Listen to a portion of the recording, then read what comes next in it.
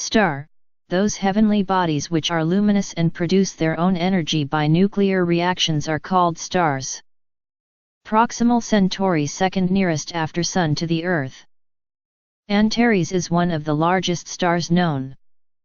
Solar System, a tiny system of our galaxy which consists of the Sun, a planet, and their satellites, thousands of miniature planets called asteroids, meteoroids, comets, interplanetary dust, and plasma. Satellite, those heavenly bodies which revolve round the planets are called satellites.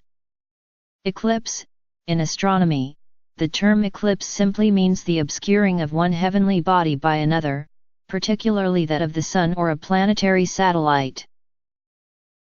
Lunar eclipse, a condition when the Earth comes in between the Sun and the Moon and throws its shadow on the Moon, is called lunar eclipse.